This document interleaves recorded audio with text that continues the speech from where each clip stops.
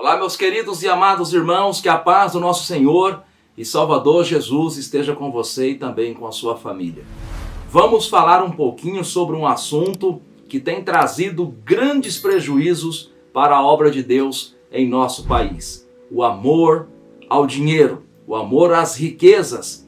O apóstolo São Paulo, escrevendo a sua carta a Timóteo, no capítulo 6, a partir do versículo 7 até o versículo 11, ele nos dá os seguintes conselhos da parte de Deus. Está escrito assim: porque nada trouxemos para este mundo, e manifesto é que nada podemos levar dele. Tendo, porém, o sustento, e com o que nos cobrirmos, estejamos com isto contente.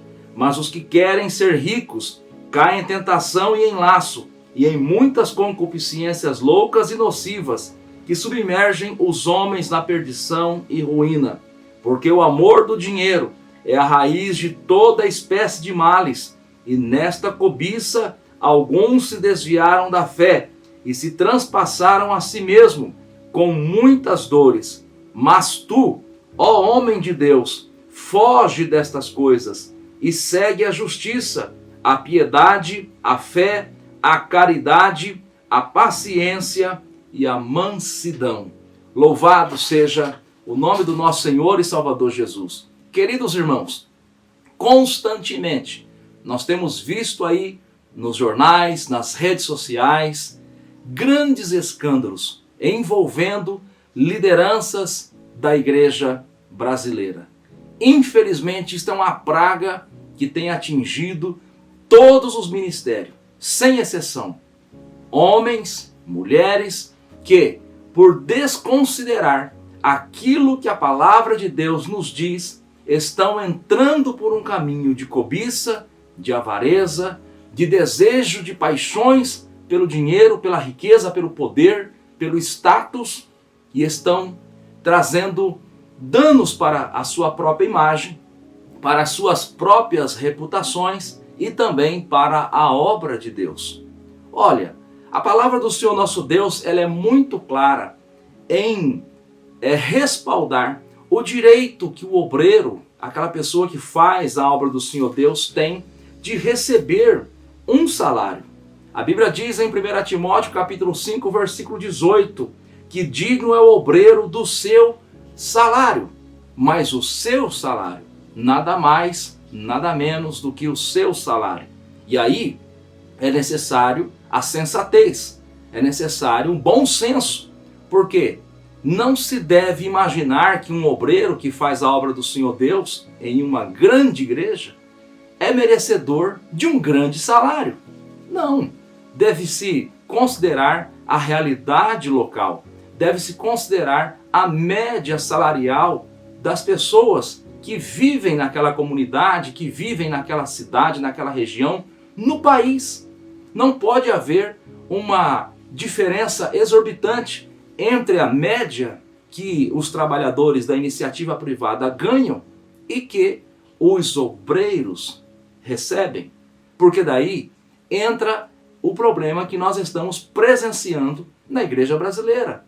Entra um disparate, entra essa situação de que as pessoas vêm a se escandalizar quando ficam sabendo dos salários que alguns líderes recebem. E aí fica uma pergunta: quando foi que a igreja se reuniu para decidir o salário que aquele líder deveria receber? Foi a comunidade que decidiu? Ou foi ele próprio, juntamente com uma junta, juntamente com um grupo seleto de pessoas escolhidas, por vezes por ele mesmo, que decidiram quanto ele deveria ganhar? Olha, o Senhor Jesus, ele deixou muito claro que nós recebemos o evangelho de graça e devemos pregar o evangelho também de graça. Está escrito em Mateus capítulo 10, do versículo 7 ao versículo 9, de graça recebeis, de graça dai. Evidentemente que desde os tempos mais antigos, desde o Antigo Testamento, os obreiros que se dedicam a fazer a obra de Deus de forma integral, 100%, eles têm um salário. Nós encontramos, por exemplo, A palavra do Senhor nosso Deus nos falando em Números capítulo 18, do versículo 21 até o versículo 26, que os levitas, que os obreiros, eles haveriam de receber um salário. Foi assim no Antigo Testamento e é assim também no Novo Testamento. Mas não deve se extrapolar. Paulo, Pedro, os apóstolos nos deram exemplos maravilhosos. O apóstolo Pedro, quando ele está junto à porta formosa do templo, no capítulo 3, versículo 6 do livro de Atos, ele deixou muito claro: eu não tenho prata, não tenho ouro, mas o que eu tenho eu te dou. Em nome de Jesus, levanta e anda, disse ele ao paralítico, aquele que estava ali pedindo uma esmola. Ou seja, ele não tinha riquezas e era um dos grandes líderes da igreja na época. Paulo, quando ele está se despedindo da igreja em Éfeso, no capítulo 20, do versículo 33 até o versículo 35 de Atos, capítulo 20 de Atos, ele disse para aquela igreja que ele não cobiçou prata e ouro e vestes de ninguém. Ou seja, ele disse que ele trabalhou com as próprias mãos para o sustento dele e para o sustento daqueles que estavam com ele. Não porque ele não reconhecia que o obreiro é digno do salário, não, porque ele próprio reconhece isso em 1 Timóteo capítulo 5, versículo 8, mas ele deixou aquele exemplo para evitar que os gentios, que aqueles que viviam em Éfeso, viessem acusá-lo de ser um obreiro avarento. Ele trabalhou com as próprias mãos. E ele disse que cuidou dos enfermos, dos necessitados, com os seus recursos. Hoje nós temos homens fazendo fortunas no Brasil, e você não vê ele ajudando ninguém, ajudando nenhuma instituição de caridade. Aliás, cadê as instituições de caridade da igreja brasileira? Cadê os orfanatos? Cadê as creches, os hospitais? Cadê os asilos, os abrigos que a igreja brasileira poderia e deve construir? Olha, a Bíblia diz que nós não devemos amar o dinheiro, nós não devemos amar as riquezas. Jesus deixou o exemplo, os apóstolos deixaram os exemplos. E embora nós saibamos que estamos vivendo os últimos dias da igreja na terra, e sim, nos últimos dias haveria de surgir no meio da igreja homens avarentos.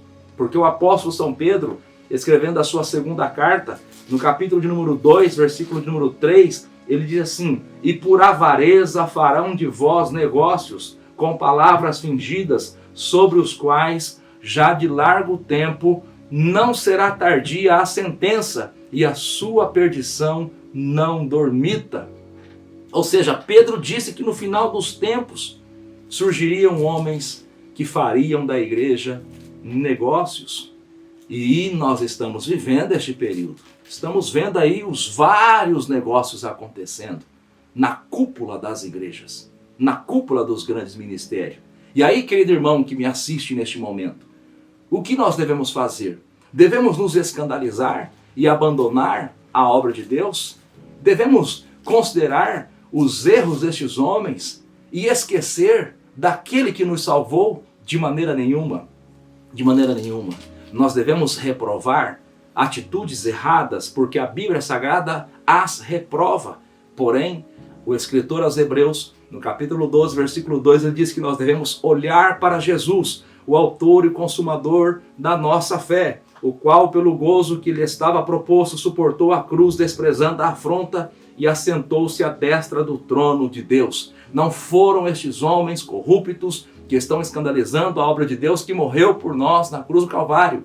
Quem morreu por nós na cruz do Calvário foi Jesus Cristo, o Santo de Deus, o perfeito, o único que nunca pecou, que nunca fez nada de errado e que é digno de honra e de glória para todos sempre. Então, querido irmão, querido amigo, nós devemos reprovar o erro, devemos nos policiar, primeiramente a nós mesmos, zelar por nós mesmos e zelar também pela igreja do Deus vivo, a qual nós estamos inseridos. Devemos reprovar os erros, mas nunca permitir que os escândalos que estão acontecendo venham abalar a nossa fé, porque o Senhor Jesus e os seus apóstolos já predisseram 2000 anos atrás que estes escândalos haveriam de acontecer. Maranata, ora vem, Senhor Jesus.